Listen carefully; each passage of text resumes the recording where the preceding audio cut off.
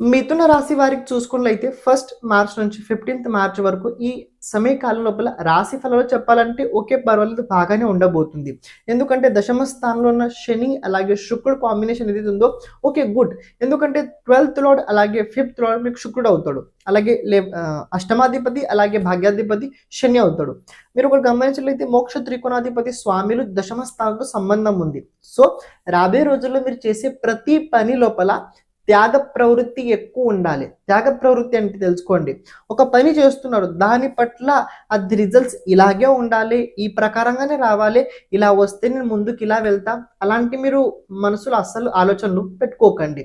మీరు కేవలం మీకు ఏదైతే కావాలో దానికి సంబంధించిన పని చేయండి. రిజల్ట్స్ ఏవైతే ఉన్నాయో అవి తర్వాత ఆటోమేటిక్గా డిఫరెంట్గా వస్తాయి. ఈ క్వాలిటీ ఏదైతే నేను చెప్పానో, త్యాగ ప్రవృత్తి పెట్టుకొని కనుక మీరు పని చేసినట్లయితే ఈ మార్చ్ నెల మీకోసం చాలా బాగుంటుంది. అలా కాకుండా విపరీతంగా ఏదైనా చేయడం మీరు ప్రయత్నించినట్లయితే ఉన్నది పోతుంది, రావాల్సింది కూడా పోతుంది. సో ఇంకొక విషయం తెలుసుకోండి, ఇక్కడ పంచమాధిపతి దశమ స్థానంలో ఉండడం ఇది మీకు కొన్ని విషయాల లోపల మంచి రిజల్ట్స్ కూడా ఇవ్వగలుగుతాడు. ఎందుకంటే ఆడవాళ్ళ జోలికి అస్సలు వెళ్ళకండి. ఆడవాళ్ళ జోలికి అస్సలు మీరు వెళ్ళకండి. ఆడవాళ్ళ జోలికి వెళ్ళకపోయినట్లయితే ఈ 15 రోజులు మీకోసం చాలా బాగుంటుంది. కాదు ఇలా ఏదైనా ప్రయత్నం నడుస్తున్నట్లయితే అక్కడ మీరు చాలా ప్రాబ్లంలో క్రియేట్ అవుతుంటాయి. అని 9th హౌస్లో చూసుకున్నట్లయితే మీ రాశాధిపతి అలాగే చతుర్థాధిపతి మెర్క్యూరీ రిట్రోగేట్లో ఉన్నాడు. సో మీరు ఏవైతే చేయాలని అనుకుంటున్నారో అవి కొద్దిగా డబల్ అవ్వడం కావచ్చు, లేకపోతే మనసులో ఒకటి ఉంటుంది, మీరు బయట వేరేలా చేయవచ్చు. ఇలాంటి స్థితులు కూడా మీరు రాబోయే రోజుల్లో చూడగలుగుతారు. కానీ ఒక చిన్న పాయింట్ ఫార్ములా చెప్పాలంటే సూర్యుడు రాశి పరివర్తన చేసుకొని డిగ్రీ ఇప్పుడు ముందుకెళ్ళాడు.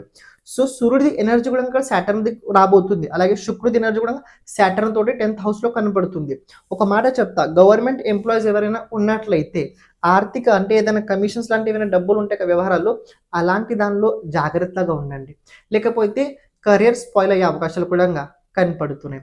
ప్రతిరోజు మీకు మాట చెప్తా, హనుమాన్ చాలీసా 11 సార్లు తప్పకుండా చదవండి. విద్యార్థులకి ఈ సమయకాలం అయితే చాలా చక్కగా చాలా బాగుండబోతుంది. కొద్దిగా స్ట్రగల్ లోపల ఇంకా వేగం అయితే మీ జీవితంలో పెరగబోతుంది. అని ఎవరైతే ప్రేమ జీవితంలో ఉన్నారో వాళ్ళకి అంత అనుకూలంగా అయితే లేదు. ప్రతిరోజు నేను చెప్పిన హనుమాన్ చాలీసా తప్పకుండా చదవండి, మీకు చాలా బాగుంటుంది. 15th మార్చ్ తర్వాత కొద్ది గ్రహస్థితి మారబోతుంది, దాని గురించి కూడా తర్వాత తెలుసుకుందాం. ప్రతి ఒక్కరూ ఛానల్ని సబ్స్క్రైబ్ చేసి పెట్టుకోండి.